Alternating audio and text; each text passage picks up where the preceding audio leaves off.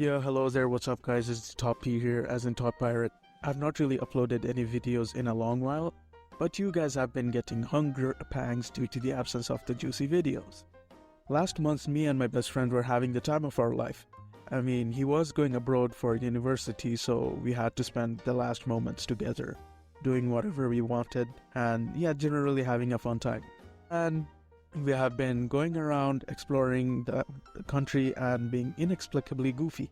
I mean, that's how friendships are, right? So before he left the country, yeah, I began feeling isolated, and I still feel isolated because, yeah, come on, my best friend is not there. This kind of reminded me of a story he told me once.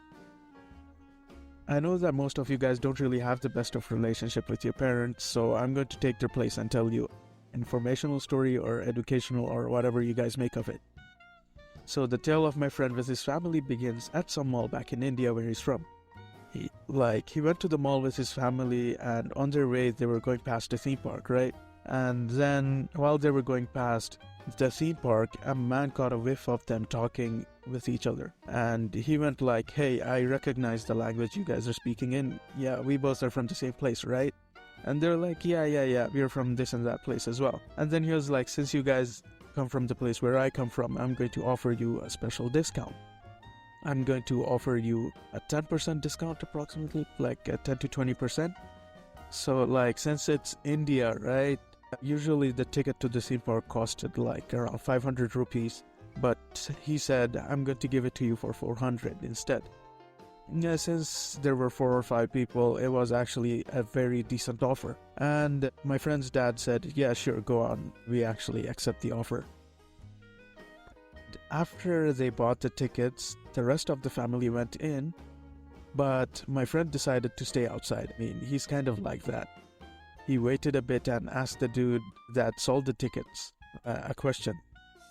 He was like, yo, dude, what's your age? I know it's a weird question to ask, right? He was like, what's your age? And the old man replied, I'm 50 years old, or something like that.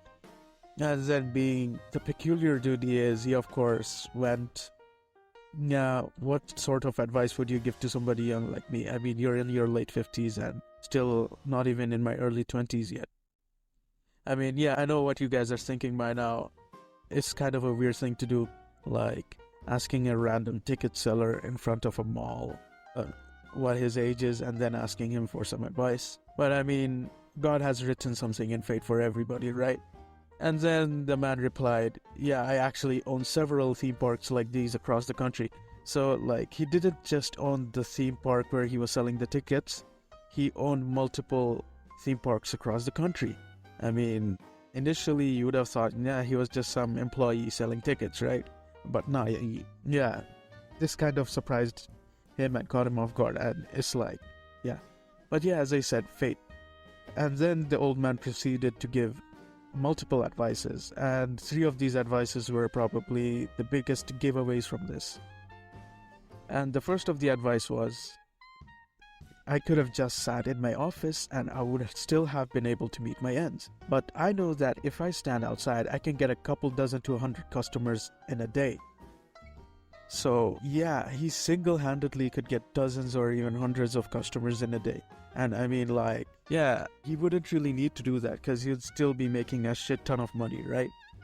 And like, if my calculations are correct, and if he gave like 500, the usual price is 500 rupees and he gave a 100 rupee discount each time, if he sold to like approximately 70 customers a day, by the end of the month he would still be making $10,000 extra in just passive income. Like, all he did was he just stood outside. He didn't need to do it, somebody else could have done it, and just like that he brought in $10,000 extra just from a single theme park.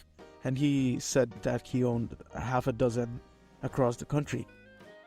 And the second advice was, your business is your employees and not necessarily the products you sell. So the whole takeaway is, you should be able to tell the character of who you're hiring just by looking at them. Because if your employees are doing a bad job, no matter what you provide, it's not really gonna attract much customers, not in the long term at least. And the third advice he gave was, treat your employees as though they are actually people. Like, they are human beings and treat them with basic human decency, really. They have their own struggles in life and have their own problems and things to worry about. And most importantly, they are the ones putting food on your plate. I mean, they're working for your business. So yeah, they're the ones putting food on your plate, and it's not the other way around. So sometimes it really helps if you sit down with them over a cup of coffee and discuss what's going on in their life, what struggles they're going through. Yeah, and like, yeah, my friend told the story over half an hour, so there was just a sheer, yeah, there was a lot of things to say.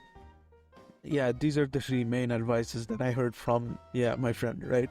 And so like, I have a bunch of takeaways, really, mainly 6 different takeaways from the whole story. The first of them being an oddball can be a blessing, and that can lead to opening the chambers of secrets. So you shouldn't really be afraid of asking strangers about what advice they're willing to give, no matter what they may be, or it doesn't really matter what their occupation is.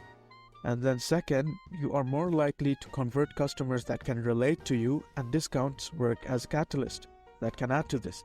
So like, you remember how I told initially in the story that the guy was like, hey, you guys are from the same place I'm from, so I'm going to offer you guys a special discount. And then he proceeded to pitch an offer. Yeah, that's how he converted an entire family, like 5 to 6 customers just by doing that. And then the third takeaway is, even when you don't really see the need to, it always helps, right? Hustling can still bring more home, even if it is minor and consistent. So like, if you can call 10 to 11 families a day, that's seriously going to improve your income stream. The fourth takeaway is, your employees are a crux of the service you provide. Like, especially if the business is service related and not really related to the product you're selling. Yeah, if you have employees that can do a good job, that's really what the business is about. It's about your employees getting their job done well. The fifth takeaway is, you should be able to tell people's characters by their face. And like, whenever you take interviews, you don't really get a proper image of the people, right? So like, yeah, sure, you should be able to judge them by what they're saying, by their accomplishments. And the sixth, the final takeaway of the whole story is, be nice to those working for you, as they're the one putting food on your plate. I mean, you can be nice to them, not just in behavior, but you can show general and small gestures where you show that you care about them as well. I mean, yeah, that's really going to help you improve your bond with your workers, and is going to motivate them to work harder for you as well. And so guys, like, share, subscribe, hit the notification bell, send your mother's credit card numbers, and whatever else you guys have to send down below. And if you found this motivational, or at the very least somewhat helpful, please don't hesitate to give a feedback on how I can improve the video. And also guys, don't forget to join our official Discord server. The link for it is given down below in the descriptions.